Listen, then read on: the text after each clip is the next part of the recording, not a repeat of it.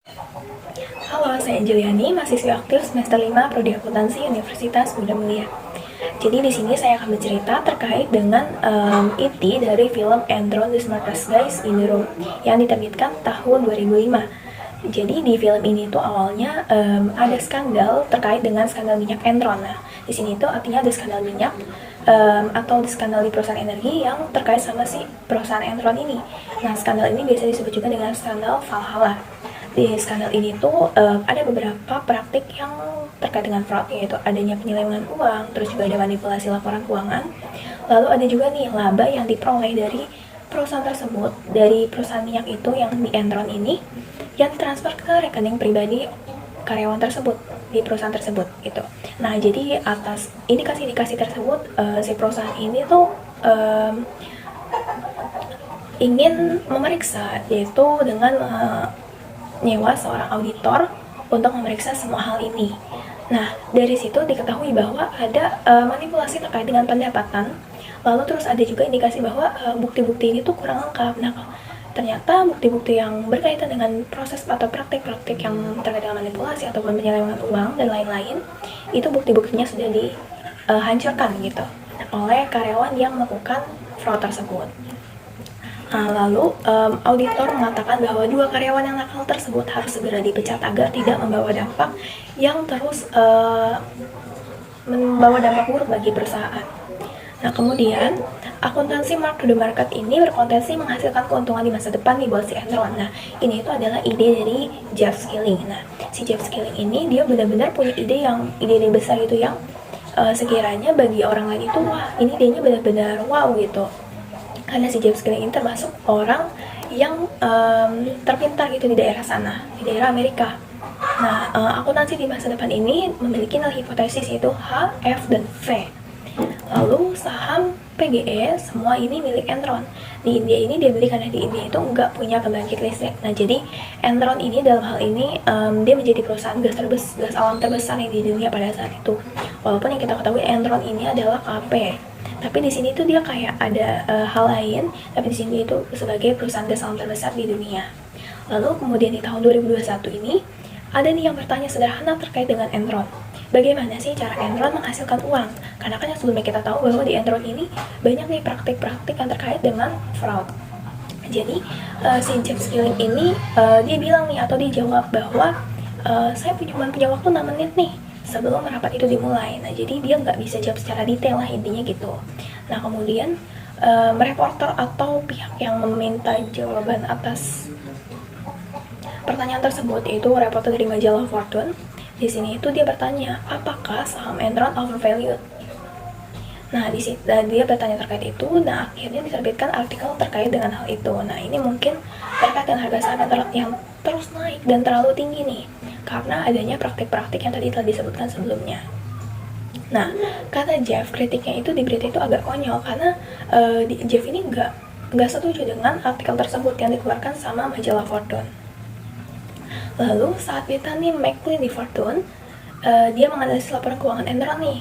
Dia menganalisis di laporan keuangan Enron pada kuartal 1, 2, 3, dan akhir tahun atau kuartal 4-nya. Nah, dia ini punya artikel yang luar biasa, maksudnya kayak artikelnya ini lengkap, yang benar-benar bisa mengatakan bahwa laporan ini benar atau enggak. Nah, setelah diperiksa ternyata laporan arus kas milik Enron ini dari kuartal 1, 2, 3, dan sampai akhir tahun ini, ternyata laporan keuangannya ini atau laporan arus kas ini nggak masuk akal. Nah, jadi ini adalah alasan si Bethany McLean ini yang ada di Fortune, dia nggak berinvestasi di Enron.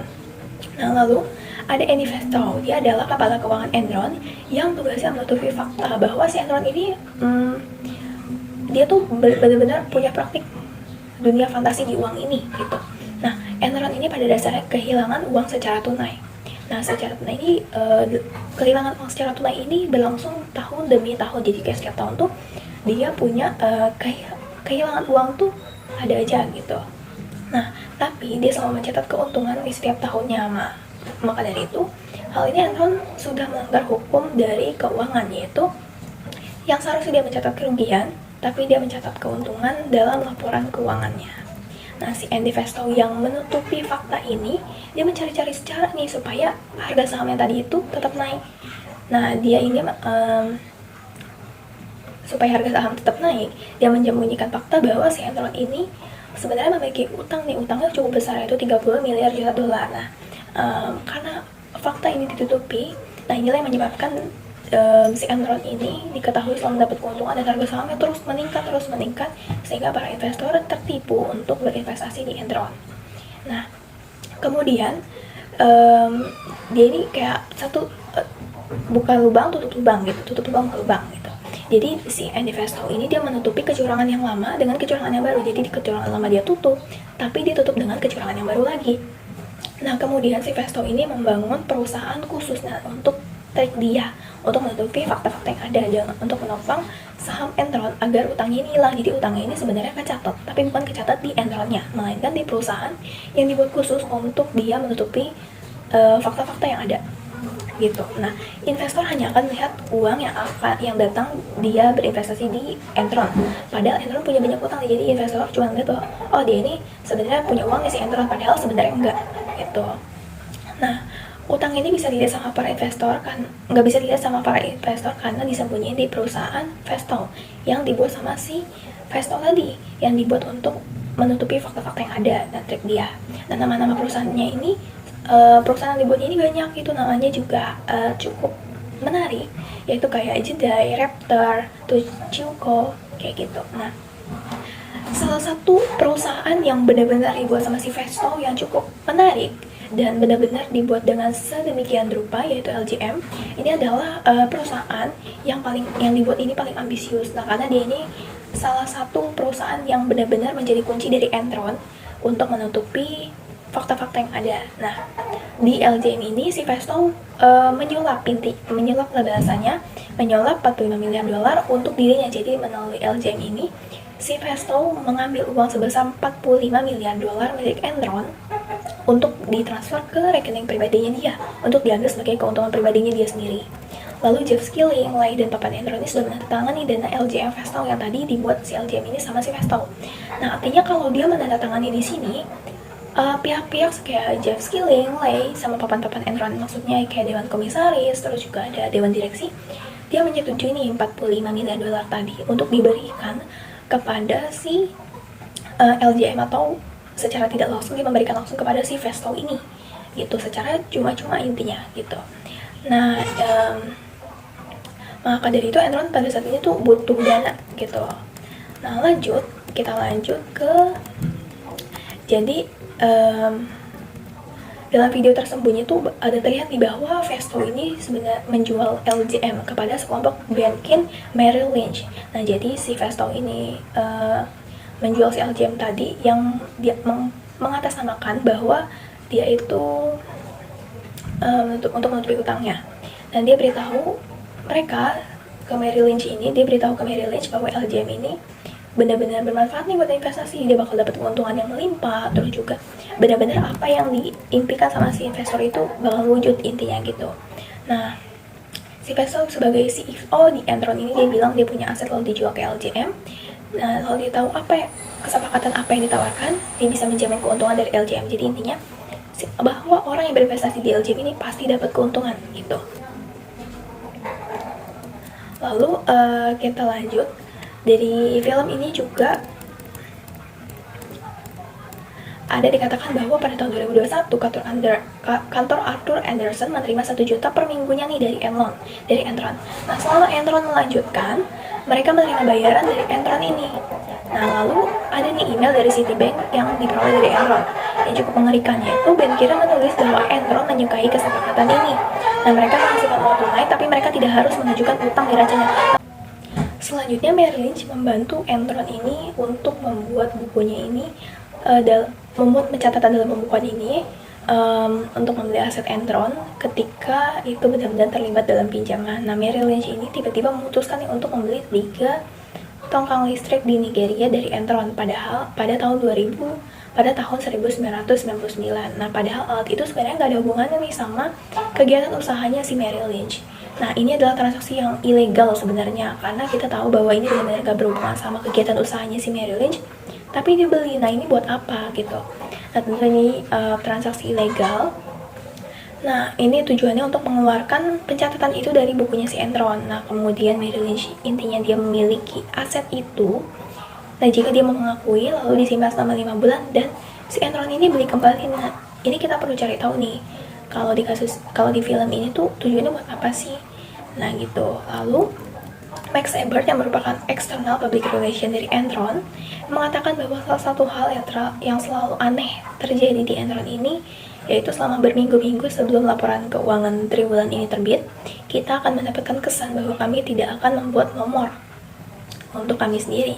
Nah, tapi kemudian entah bagaimana secara tiba-tiba kami ini selalu membuat angka dan kemudian beberapa, tapi kemudian sebuah pertanyaan diajukan kepada Tom White, yaitu bagaimana kami membuat angka, dan jawabannya adalah satu kata, yaitu California. Nah, tentu ini menjadi pertanyaan lagi, kenapa dia pas ditanya gimana cara buat angka, tapi dia jawab cuma hanya satu kata, yaitu California.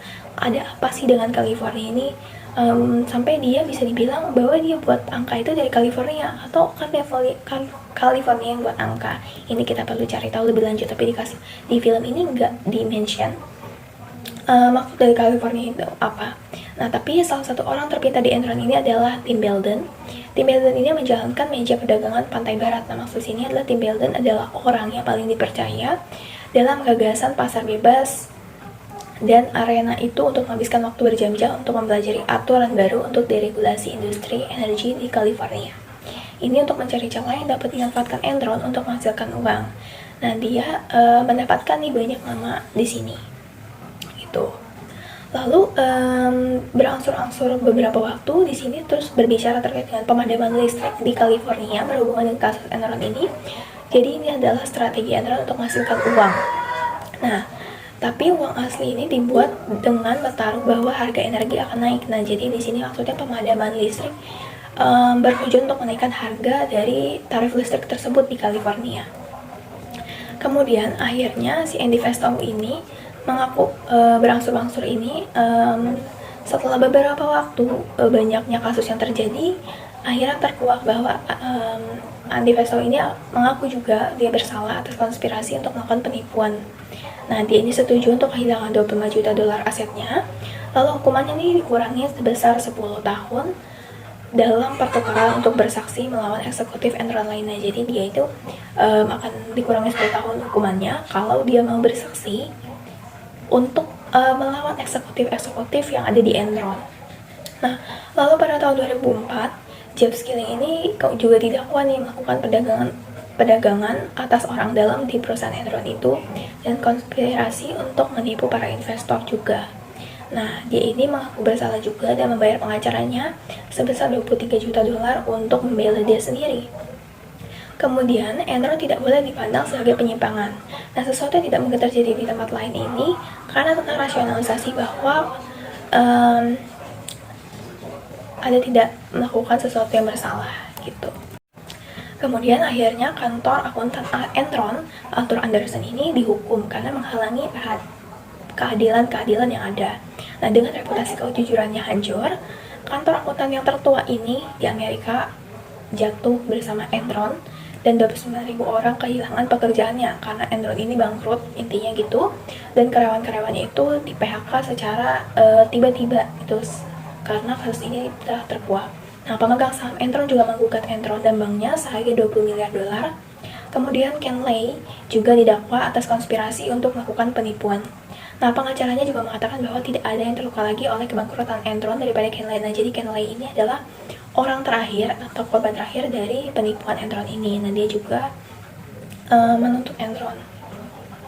Kemudian penipuan ini terpecahkan yang awalnya dimulai dari masyarakat yang merasa bahwa Enron ini telah mengubah dunia. Akhirnya dicarilah sumber-sumbernya, gimana sih ini bisa terjadi, hal apa sih yang mencurigakan. Akhirnya ditemukan hasil siapa sih yang melakukan penipuan, terus juga penipuan seperti apa yang terjadi, terus kerugiannya apa aja, itu telah terkuak semuanya.